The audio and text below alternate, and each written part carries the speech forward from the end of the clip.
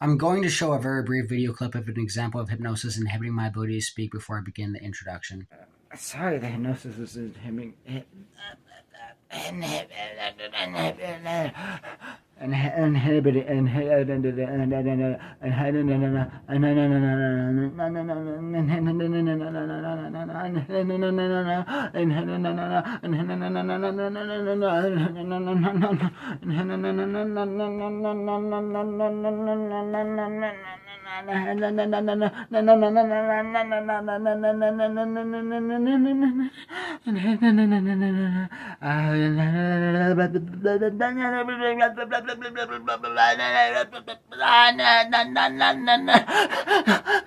Inhibiting.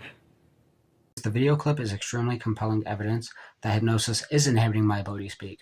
It's more important to pay attention to specifically how much the hypnosis is inhibiting my ability to speak instead of if the hypnosis is inhibiting my ability to speak.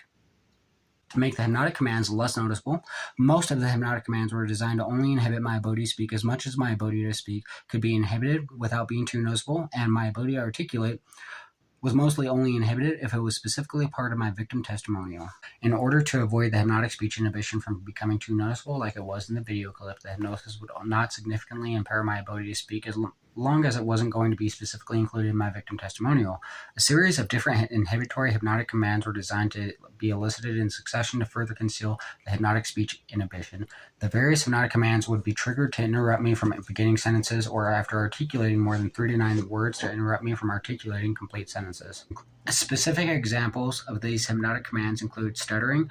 slurred or mumbled speaking, excessively slow speech, severe pain, severe physical strain attempting to speak, screaming and or wincing in pain, snapping my fingers, sudden memory repression, sudden induction of confusion, sudden difficulty concentrating, excessively and repetitively uttering subconscious meaningless phrases such as or and abnormally heavy and long breaths, as well as several more. The pain, extreme physical strain speaking, confusion, repression of memory, distraction, difficulty concentrating, etc., were used to momentarily distract my attention from what I was saying. After my attention was distracted, the hypnosis would interrupt my sentences without making me stutter for unrealistically long periods of time by coercing me to excessively and repetitively begin saying something else such as or the hypnosis is inhibiting my ability to speak, or I'm hypnotized to feel pain, or I'm being tortured, or I'm being abused, or I'm trying to talk. This would confuse a majority of people that would watch my videos and deter anyone from watching me scream in pain about hypnosis torturing me and inhibiting my ability to speak for 30 to 90 minutes straight before I would be able to articulate the complete sentence.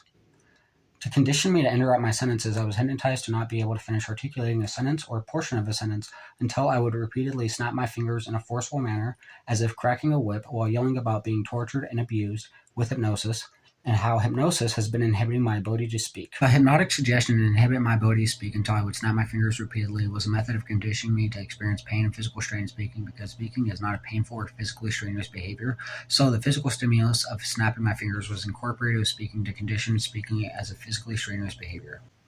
Snapping my fingers was a subconscious symbol for the use of force, because the use of force in some circumstances, such as strenuous exercise, is commonly associated with physical exertion and sometimes even pain as well, hence the phrase "no pain, no gain."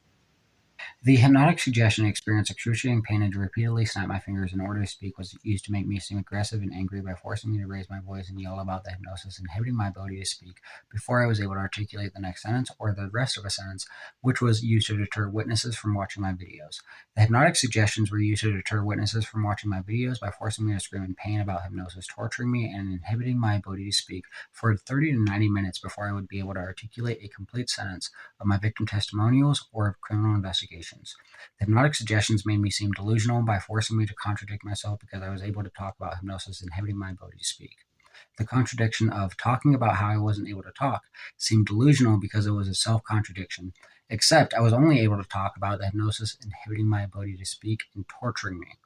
My perpetrators needed to make me seem insane in order to discredit my victim testimonial, which is the reason why they needed to inhibit my ability to articulate complete sentences in order to make everything I attempted to explain seem delusional, and why they needed me to behave erratically while the hypnosis was inhibiting my ability to speak. Further information and a link to my victim statement report and criminal investigation report will be included in the description.